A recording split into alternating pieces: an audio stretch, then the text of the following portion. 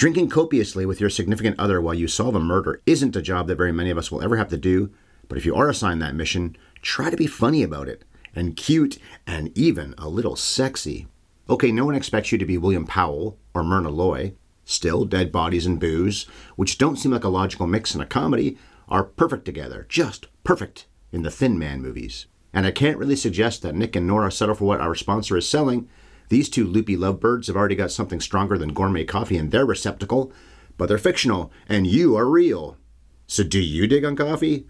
Well, Sparkplug Coffee has been our sponsor for a good long while, and they continue to offer the freshest, fairly traded, premium Arabica beans in Canada. People who call this country home will get free shipping, but we and our American chums will get any and all packages shipped within a week of ordering. Sparkplug offers half-calf and decaf too, but also so many blends and so many roasts. They even rotate seasonal blends so you can try something different now that we're in the second half of September.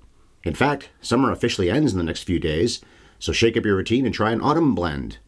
I hear that 10 or 20 people worldwide go crazy for pumpkin spice. Only about that many though, 10 or 20. And if you like to take advantage of perks and deals, try being a member of Sparkplug's Autopilot Coffee Club.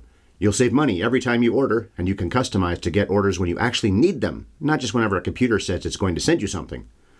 You could call this a typical Coffee of the Month club, but you'd be as wrong as the cops are in this movie when they think the title character is a killer.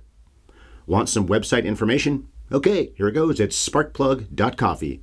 Add a /HYES to that address, and you'll save 20% off your very next order. You can only use that code once, though. Yep, our HYES promo code is the key to keeping some dollars in your pocket while you're making the choice to drink tastier coffee. Okay, it's time for me to dig into this legendary Powell and Loy comedy, love story, detective story, alcoholic cautionary tale. So, action!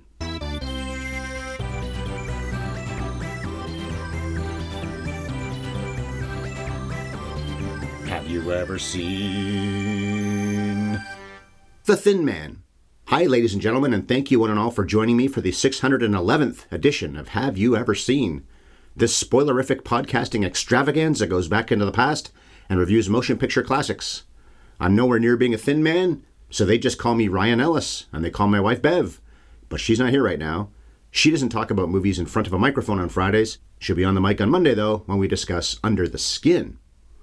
Now, when I do review films on my own, I go through the plot points one by one, I crack a few jokes and do a few impressions, because I'm nothing if not a sucker for tomfoolery. I might even sing from time to time. But before you start hearing about the accolades for this movie, I will prepare you for this new thing I've been doing lately, and that's giving you 3 trivia questions at the end of the podcast. It's a value add I came up with a few weeks ago, but we'll get to that a little later, quite a bit later. So let me tell you that The Thin Man was released by MGM in May of 1934, which makes this thing, do the math, I can do the math, sometimes, in this case I can, 90 years old. It did very well with the ticket-buying public. Then they went and milked that cow by making a slew of sequels. What is it, 5 of them came out in the next 13 years? The others are After the Thin Man, Another Thin Man, Shadow of the Thin Man, The Thin Man Goes Home, and finally, Song of the Thin Man. Every single one of the Thinnies was well-reviewed on Rotten Tomatoes. The worst numbers are for The Thin Man Goes Home, which sits at 75%, and there's nothing wrong with 75% positivity for the 5th film in a series. But this first one was reviewed best of all, although After the Thin Man is not too far behind. This first one is at 98% with the critics. 98, with an average of 8.8 out of 10. 47 out of 48 of the write-ups by the critical people are fresh, and 94% of audiences yes it up too. Akira Kurosawa loved it. So did Roger Ebert, who wrote a review of it in his Great Movies series, which I didn't read. I probably should have, but I didn't read that. I love Ebert, but I haven't read him in a long time. I remember some of the reviews I read years ago, so every once in a while if I mention him and say, oh, I know he said this thing, it's because I read it a long time ago and it stuck in my head. Finis Manis went into the National Film Registry in 1997, along with these 6 other flicks we've covered at one time or another. Bridge in the River Kwai, The Great Dictator, Harold and Maude, The Hustler, Rear Window, and West Side Story. Wow, that was a good year for film preservation, especially Bridge, Hustler, and Rear Window. 3 of my favorites, I guess, right? If I had a top 100, I hadn't really anymore. They'd all make it for sure, maybe even the top 50. The Thin Man was up for 4 Academy Awards, but didn't win any of them. In fact, another great rom-com beat it out all 4 times, and that was It Happened One Night. But for the record, this was up for Best Picture, W.S. Van Dyke for Best Director, William Powell for Best Actor, and the Francis Goodrich and Albert Hackett screenplay was also nominated. This filmy film ranked very highly on one AFI list, of course that's the American Film Institute, but only one list. It was an impressive 32nd on the top 100 laughs. It was also nominated for the top 100 passions, the top 100 quotes, with the exchange where Nora says, "They say you were shot in the tabloids." And Nick responds with, "They never got near my tabloids." Good line and pretty lewd. It was towing the line of acceptable by the standards at the time. The parlance of our times. It was also up for the top 100 genres in the mystery category, and this is pretty good mystery. You don't find out who the real killer was till the very end.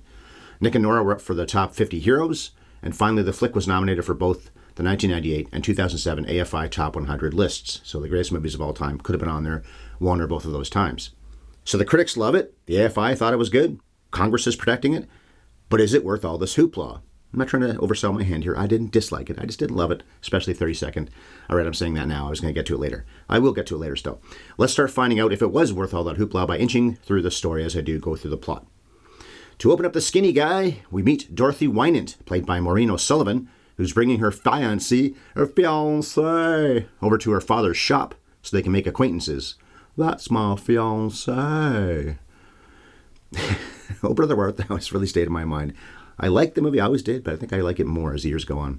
Some of those impressions especially. Daddy's name is Clyde, and he's played by Edward Ellis. Dot is cool with a church wedding, which is what her mother wants too. Well, that's probably why she's cool with it. But she wants her pop to walk her down the aisle. Would we expect anything less? He is her dad. Plus, even though her parents are split up and she has a stepfather, she doesn't seem too keen on him being the aisle walker. And before the scene ends, we find out that the wedding will happen on December 30th. Right before New Year's Eve, you fools.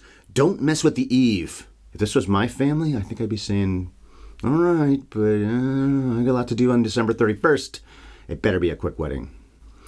As a generous wedding present, Daddy Dearest plans to give the couple a lot of money in bonds, but the paperwork isn't in the safe where we thought the paperwork was. His assistant, Tanner, blames that on the secretary, Julia. Wynant goes to Julia's apartment and is disgusted to find out she's seeing a man of ill reputes or something. But he's far more bothered, as he should be, when he finds out that Jules did take those 50 grand in bonds and sold them. Julia feels like his family had no right to the money, but she does have a right, since she's been loyal to him and they haven't. She's got $25,000 left, but the rest was spent. $25,000 was a lot of money 90 years ago. What did she spend it on? I guess the ill reputes guy, or others like him, that ill reputes guy, might have fleeced her out of a lot of it. I'm going to mow there, aren't I? Not so much. Mickey Goldmill. Eat the money rock. So Clyde makes his way down to the street, and the shot of his long shadow on the sidewalk is very ominous. It's also very thin, and he's a man. Dorothy and her fiancé happen to be dancing at a club, her fiancé, where the star of this motion picture, Nick Charles, is mixing a martini. This place has bartenders, yeah, but he's the expert drinker. He probably knows what he's doing. Nick is, of course, William Powell's probably most famous role. For that matter, his wife Nora is one of the things Myrna Loy is best known for. Dorothy notices the slightly sauced Nick at the bar and introduces both herself and her man. Nick was once a private detective, and he knew Clyde back when he was still active. But see, Mr. Charles retired and is living off his wife's fortune. Get me! Dorothy, like when they say that, at least once in this movie, get me! Dorothy tells the martini shaker that Clyde is missing and has been for months. Not Daddy. It's time to meet Nicky's wife, Nora, who enters this picture falling over and making a scene. It's a pretty good pratfall, actually. She's also got their dog, Asta, in tow. This little fox terrier is one of the most famous animal actors in history. I know Toto probably is the most famous, or Lassie, Rin Tin Tin. But Asta is way up on that list. And he's arguably the real star of this movie. For a lot of people, I'm sure he was. Bev watched The Thin Man with me, and she loved mocking when Nora says she's been out Christmas shopping and looks a fright. Bev's line was, yeah, she looks terrible. Loy wasn't the most beautiful woman to ever appear on the big screen, but she's undeniably cute and charming and very likable. In probably everything I've seen her in so far, anyway. I can't think of an example where she wasn't all those things. After Nora and Dorothy convince Nick to look into what happened to dear old Dad, the Charleses start doing what they do best, soak their livers in booze. So they sit down to dig into his sixth martini while she asks the waiter to bring her 5 more so she can catch up.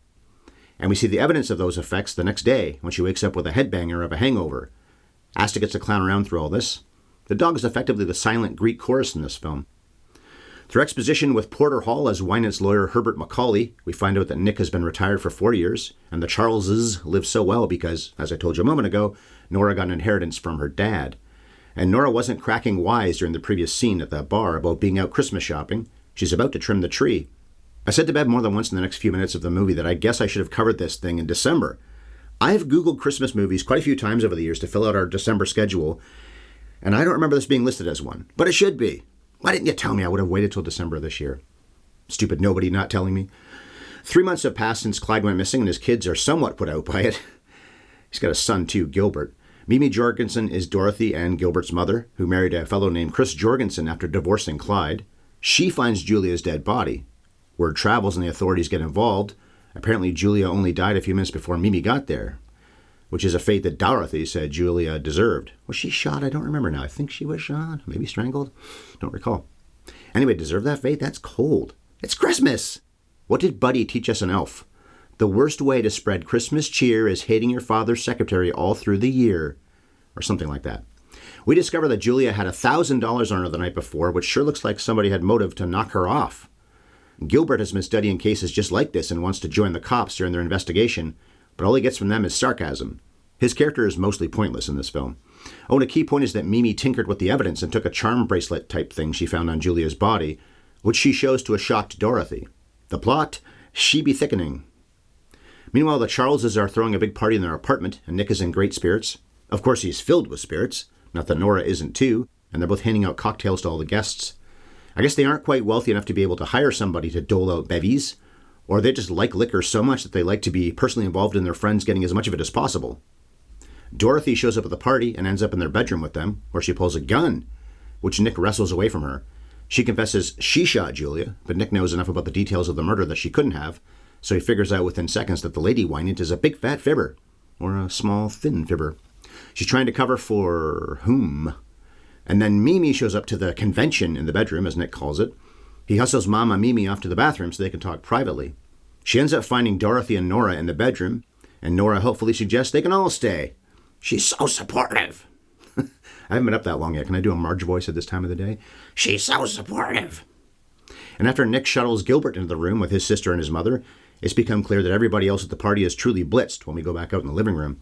I guess that's why spirits enthusiast Nora confesses that she loves Nick, because he knows such lovely people. She's a spirits enthusiast. By the way, the story is set in New York, even though it's mostly shot on sound stages in Hollywood, but I must have missed that they don't live in New York. They're just visiting the apple that is big. Nick and Nora are San Franciscans. Nora can't sleep in the middle of the night because she's thinking about the Julia case and wakes up Nick, who immediately heads over to the coffee table in their bedroom and pours a drink. Then one for her, too. They're as funny as they've been in the whole movie in this scene. Yeah, I know alcoholism isn't a laughing matter, but this film came out 90 years ago. In fact, Prohibition had just ended a few months before they started filming. I'm sure these two fictional characters weren't the only ones making up for lost drinking time. Arthur was an entire movie that's about a fall-down drunk. It's not just a running theme like it is here, and that was a beloved hit 50 years later. But that's more than 40 years old itself. Hell, Amy Schumer made a hit movie with Judd Apatow called Trainwreck, and that's only, 9 or so years old, maybe a little less? Maybe nobody would make a comedy about heavy drinkers in the 2020s, but if they've got good material and it's funny, I think they should be welcome to try. If this is triggering to some people, well, don't watch the movie. Anyway, it might be in the middle of the night, but Nora lets a thug named Joe Morelli into their apartment. Then he pulls a gun on them and wants the story, straight, get me!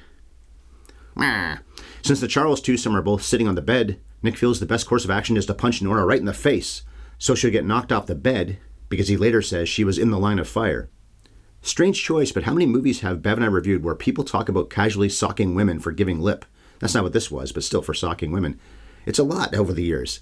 That's in, the Philadelphia Story, I think it was. Did you sock her? Some kid says to Cary Grant about Katharine Hepburn, for lipping off, I believe.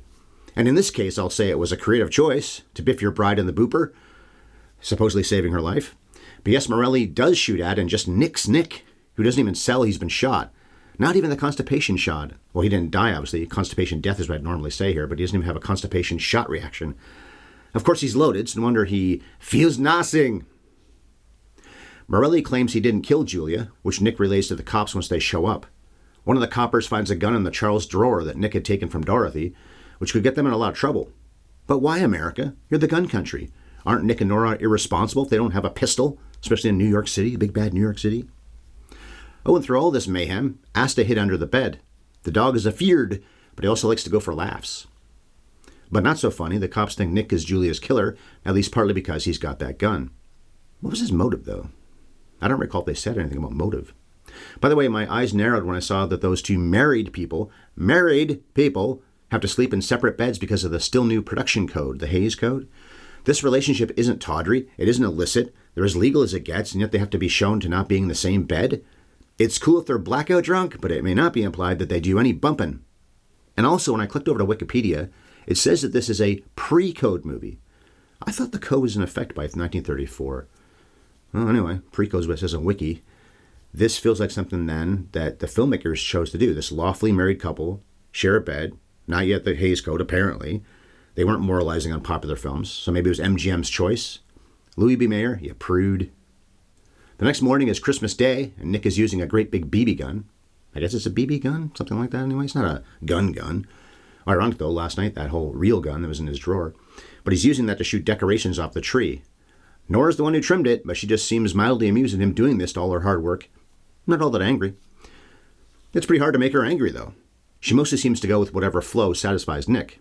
I think the director Van Dyke recycled the same shot of Asta looking into the living room from the bedroom that he used the night before and thinking better of it while all this madness is going on. He didn't want any part of the drunk fest with all their guests the night before, and he wants no part of the shooting party now. Clyde Wynant's lawyer, Macaulay, shows up on Christmas morning, no less, and tries to counsel Nick about what to do now that he's a suspect in Julia's murder, and obviously the missing Clyde is a suspect too. Asta's business, he had motive, didn't he? He really had motive. Asta's business in this scene is to play with a balloon for about 3 seconds, then it breaks. This feels like something the dog started doing and they just caught it on film. Although maybe it wasn't just something this dog was doing and they decided to shoot it, because there are many entries online about how well this pup was coached. I guess this balloon tomfoolery must have been written, not an improv. Lieutenant Guild shows up while the Charleses are walking Asta, and he lays down who's been cleared of the murder and who's still a suspect.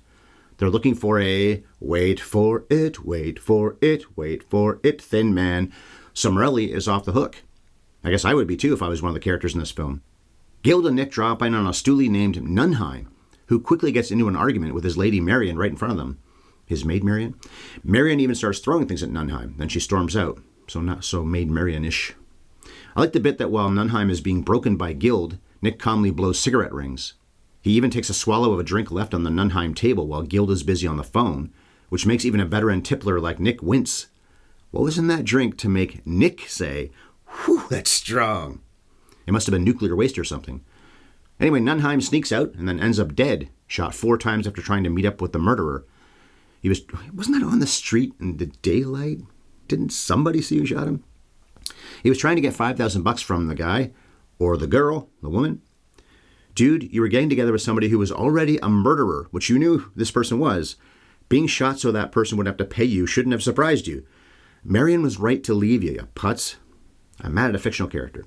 Guild finds out from Mimi that Wynant's charm bracelet thing was found beside Julia's dead body, so the papers tell us in a montage that Nick is actually wanted for 2 murders.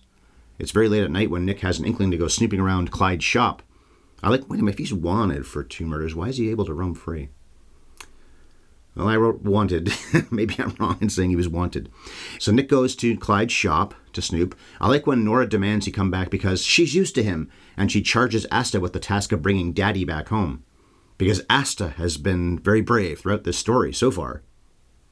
Used to you is good writing. I'm used to you. She doesn't say I'm madly in love with you, but you know she's thinking it. That's good writing by Goodrich and Hackett. Nick, I guess, breaks into the wine and shop and skulks around with Asta, who helpfully sniffs out something under the floor. Hey, Asta did something productive and helpful. Dad Charles listens to his little furry buddy Charles and uses a big old crowbar to dig into the floor and find, well, we don't get to see what's there, but we know it's a dead body. Nick and Asta head upstairs with a flashlight. I think Nick had the flashlight, where he makes a call to Guild to report the gruesomeness. And just then, that guy Tanner, who we saw way back in the first few minutes of the film, the guy who works for Clyde, well, he admits to Nick that he chiseled some money off the Wynant operation. Ooh, more who's in this whodunnit. Ooh, more who's. A whole load of cops show up and dig up the hole, finding a skeleton, clothes, a cane, and other things down there. The coroner, I'm so sick of that guy. The examiner, wherever he is, he figures the body was under the floor for at least a couple months, so Guild is now certain that Clyde is in fact their man. He killed this person, buried the body in his floor, and then split. But Nick, he's a 1934 version of Columbo, and he has other ideas. One more thing. For 2 people who never even saw Columbo, Bev and I use that line a lot. One more thing. It's Nick's belief that the body under the floor isn't actually one of Wynant's victims. It's Clyde himself. X-rays also show shrapnel from a World War I wound. World War I wound. Got through that without stumbling. Which our thin man had. Nick tells Nora that the clothes were planted, and they were the clothes of a man bigger than any thin man. And here you thought the title referred to William Powell himself. I guess the sequels did call Nick the Thin Man, but here we're talking about Clyde W. Nick invites all the relevant players over for a dinner party in the Charles apartment so he can play Hercule Poirot and explain his "let's find out who the real killer is" theory in front of all of them. Did anyone ask Asta what he thinks about another party so soon after the last one? He's going to freak out. Most of the cast is brought together all at once in this scene, even that angry Marion girl who left Nunheim's apartment so angrily. Nick is strategic about how he seats everybody, including putting Gildred across from him at the other end of the table. Nikki tells the gang that the body under the floor was, Dorothy's daddy, which causes her to break down in tears. Gilbert's daddy, too, I guess, right? Nick doesn't reveal who he thinks actually greased the Thin Man, probably assuming the killer will freak out and reveal himself, or herself. Nick tells everybody that the fat man's clothes were Rose Breen's. Rose Breen, right? Not Rose Bream? I have an N here. He's an old enemy of Clyde who, if he were down that basement, would make Mr. Wynant look really guilty. I love the touch when our man takes a drink and Nora leans in to ask if what he's saying is true, but he shrugs, I don't know, but it sounds good. That's a terrific example of this movie being charming and fun, sometimes funny, but not usually LOL funny. That was a good line, though. We also find out that Mimi was never officially divorced from Clyde, which means she will get all of Clyde's money and estate, but the real killer was, wait for it, the lawyer Macaulay, who stands up with a gun in hand, but Nick punches him out and tells Guild, there you go, there's the case. I don't really believe William Powell is a guy who can punch somebody out with one shot. So this movie could have been in the fantasy category of the top 100 genres. The Charleses, with Asta, of course, finished the movie taking a train trip with Dorothy, and Tommy, who seem eager to celebrate their nuptials in the lustiest way possible. Although I'm thinking at this point that both couples are going to make some noise in those train bunks. And I'm right to have a one-track mind because Nick tosses Asta onto the top bunk rather than putting the pooch on Nora's bunk, which is what she asked him to do. Because they're going to get to bumping. And we, my friends, are out. Although I think these two couples are very much in. They're in. So, the cast. William Powell was up for 3 Oscars in his long career. One of them was for My Man Godfrey, which we covered a few years ago. In fact, 3 of his known for movies on the Internet Movie Database are flicks that resulted in those 3 nominations. This, Godfrey, and Life with Father. Even though My Man Godfrey came out in 1936 and has stayed in people's minds a lot more than The Great Ziegfeld, it was Ziegfeld that won Best Picture that year, and Powell was the star of that one as well. His 33-year career came to an end in 1955 with Mr. Roberts, a Henry Fonda war comedy that won Jack Lemmon his first Oscar. That was for supporting actor. Oh, and I said Powell worked for over 30 years and stopped acting in 1955, which means, he started in the silent era. That'll be a theme for the next few minutes of me talking about the cast and the crew, but I guess it does make sense since sound movies had only been a thing for about 7 years. The delightful Myrna Loy got her start in the silence too, working uncredited for a few years, including in the original Ben-Hur, A Tale of the Christ. Then she acted for another 55 years, including in a few AFI movies. We've reviewed The Jazz Singer, she was uncredited in that, and in The Best Years of Our Lives, where she has a major role as Fred March's wife. I reviewed The Bachelor and the Bobby Soxer at the end of 2023, where she's Cary Grant's love interest, so that's 2 Loys now in less than a year. She'll probably do more, I like her a lot. She was also in The Great Ziegfeld with Powell, plus of course she drank it up with him in all the Thin Man sequels. I could go on and on about Loy, but after double-checking what I thought was true, I discovered that she's not on the list of top 50 greatest stars the AFI put out over 20 years ago. So top 50 stars, but 25 actors, 25 actresses. I've ripped on that list many times in the inclusion of maybe at least 5 women who I don't think belong on there. But leaving Myrna Loy out is just plain idiotic. The Academy never nominated her for an Oscar either, although at least they gave her an honorary award in 1991 for her lifetime's worth of indelible performances. When I was looking over my notes yesterday, I thought it said inedible and thought, well, I hope so. Maureen O'Sullivan spent time on screens for more than 60 years. Mia Farrow's mother and the woman with my mom's middle name, Maureen, played Jane in many Tarzan movies, Tarzan, including one that came out the same year this did. Fittingly, Woody Allen cast her as Mia Farrow's mother in Hannah and Her Sisters, which is one of her known for on the IMDb. O'Sullivan got 87 years on this planet, and whatever she felt about the Woody-Mia mess, she got to be a grandmother many times over, including for Ronan Farrow. And you have to be proud of that guy. I don't know if she lived to see his success, though. Let's see. I'm curious now. Let's take a little break for a second from what I'm saying. O'Sullivan died in 98. I don't know if she saw Ronan become a very serious and important journalist. Probably not. Nat Pendleton is Lieutenant Guild. Yes, I love saying lieutenant. The British pronunciation of that. Where do you get the F from? It's IEU. He's one of many stars in the supporting cast who's known for on the IMDb starts with this very movie. He's also yet another thespian who was in Manhattan Melodrama, not to mention The Great Ziegfeld with Powell and Loy. And he played Lieutenant Guild again in another Thin Man, the first sequel in this series. Bulk of the series. Minna Gombel, Minna, M-I-N-N-A, plays Mimi Jorgensen. She went on to be in The Best Years of Our Lives with Loy. She didn't act as long as Myrna did, but did find herself in more than 70 movies. Porter Hall is the murder-happy lawyer Macaulay. This was only his third film, and the first one where he was actually credited. He was also in Mr. Smith Goes to Washington, His Girl Friday, Sullivan's Travels, Double Indemnity, Going My Way, and Miracle on 34th Street. So 2 Christmas movies in a couple of years there he was in with religious themes. So Porter was part of, supporting roles every time, 7 motion pictures that have been reviewed on this channel. The doomed crook, Julia, was played by Natalie Moorhead. First known for on the IMDb, this movie. In the early 30s, her resume was filled with titles. She must have never left the MGM lot for a while there. Cesar Romero most famously played the Joker on the Batman TV series in the 60s. I didn't talk about him almost at all in this movie, but he is Chris Jorgensen. He'd only been in one movie before this, but went on to have a long and successful career, even if just about everyone remembers him best for being Batman's most dangerous rival. And there'll always be that debate about who's the best Joker. I don't think too many people are going to say him, but he was effective with that mustache that he painted over with that white paint. I'm not shaving. The favorite character in this motion picture for a lot of people is Asta, who was played by Skippy. This delightful dog was also a big part of The Awful Truth a few years later, a movie Bev and I had the pleasure of covering back in 2017. The Skipster was in many of the Thin Man sequels, and he also did his dog thing in Bringing Up Baby, an AFI movie that, of course, Bev and I reviewed when we were covering the AFI list, and the only Howard Hawks film, Bringing Up Baby, on the AFI lists, either one of them, 98, 2007. Their director was W.S. Van Dyke, Woodbridge Strong Van Dyke. So Woodbridge Strong directed some other Thin Men films, along with Tarzan the Ape Man, which co-starred Maureen O'Sullivan as Jane. Another flick he directed was the one that John Dillinger had just, dead as Dillinger, had just watched before he was shot dead outside the theater where he saw that movie, and it was Manhattan Melodrama, which came out the same year as this did, and, along with Clark Gable, it starred Myrna Loy and William Powell. Van Dyke got his start more than 15 years before this film came out, and remember, this movie is now 90 years old, so he obviously knew something about working in the silent era. And he worked very quickly, at least on this one. The Thin Man shoot was faster than expected. Apparently it only took a couple weeks, and he often got what he needed on the first take, preferring the actors just do things off the cuff, rather than do multiple takes and try to achieve elusive perfection. And that's impressive considering how fast this thing moves and how much dialogue especially Powell has. They all talk a lot, but especially him. Speaking of talking, the script was written by Albert Hackett and Francis Goodrich. They were up for 4 Oscars in their careers. They were nominated 4 times, but didn't win. But they co-wrote this, After the Thin Man, the 1950 version of Father of the Bride, and 7 Brides for 7 Brothers. So all nominated, but none of them won. Al and Fran were married for nearly 53 years, and they even won a couple of Tony Awards together. They weren't nominated for It's a Wonderful Life, but they were 2 writers on that classic project. I should have recognized that. I saw their name in the credits and thought I knew them and couldn't remember it, and looked up their resume and think, of course, they're co-writers on that. They based their words and actions in the Thin Man script on Dashiell Hammett's 1934 novel, which I'm guessing was nowhere near as light and jokey as the film ended up being. It's probably all the plot stuff, right, and the mystery, knowing Hammett.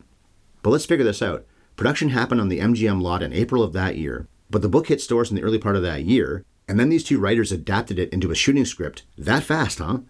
There's some talent there. Hunt Stromberg produced the movie. He also produced Red Dust, which was remade as Mogambo in the 50s, and I reviewed that flick back in February. He was a producer on The Great Ziegfeld too, and at least most of the Thin Man follow-ups, although I don't think he produced all of them. The brilliant James Wong Howe was the cinematographer. He won 2 Oscars, one of which was for HUD. There's another great movie, would make my short list, or at least my top 100 if I had one. But Howe also shot Fantasia, Yankee Doodle Dandy, Body and Soul, and the brilliant Sweet Smell of Success, another one that would be on my list if I had one, all of which have been talked about on this channel over the years. Howe is another one who goes back to the silent days, getting started as James Howe or Jimmy Howe back in the early 20s. Oh, and for good measure, he even shot Manhattan Melodrama. That movie hasn't been talked about in a single review this often since it actually came out 90 years ago. As for the editor, that was Robert Kern. He cut the original Angels in the Outfield, which Chris and I discussed on our old sports movie podcast, Scoring at the Movies. And he worked on a lot of the Thin Man sequels, too. As for my final thoughts on The Thin Man, well, I think it's fine, maybe even quite good at times. Powell and Loy are the key, obviously. They were made to work together. I don't know if the 2 actors ever got acquainted in any ancient way all these years they worked together, but the characters they play here are very randy for each other, which has never really been common in Hollywood movies after all this time. Marriage is usually portrayed as stodgy and acrimonious, more so at least than it is with these two, who are obviously in love with each other but also want each other. Even more open-minded movies don't tend to let their married couple be this hot for each other. So that I'm used to you thing feels fresh even today. And if you know anything about Bev and I, you know that we loved Asta, although we didn't laugh at his antics, not out loud at least. They just made us smile a lot. But I said this at the start of the review, The Thin Man is not nearly funny enough to rank 32nd on the top 100 comedies. Maybe 82nd is even a little too generous. I like the spirit, though.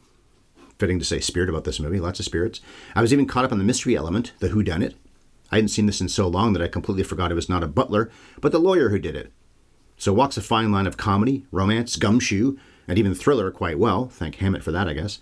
And for a movie that's 90 years old, it's got a quick pace. So, solid entertainment, just not a hysterical comedy as the hype would have you believe. 32nd on the laughs list, no way. So that was how I saw The Thin Man. Before I start giving you the skinny on what's coming up on this channel, let's dole out some trivia questions. Since this is still pretty new, I will continue to explain why I'm doing this, which is just because maybe you movie lovers want to hear some trivia questions I came up with for the games I host for our friends, which I've been doing ever since the start of the pandemic. Our pub of choice had to close down because of COVID germs, but my inquisitive brain didn't have to close down. So now you'll get 3 random film-related questions, which I will answer after I do some promoting for a minute or two. So question number 1. We'll start with an easy one. If you haven't seen the movie, I guess it's not easy, but who played Meryl Streep's mother in the Mamma Mia sequel? Question number 2. What was the last movie ever released on VHS? And I'll give you 3 options. Was it Ang Lee's Brokeback Mountain? Doo, doo, doo. Brokeback Mountain. David Cronenberg's A History of Violence, or Steven Spielberg's take on War of the Worlds? And you should notice that all those are 2005 movies. Question number 3.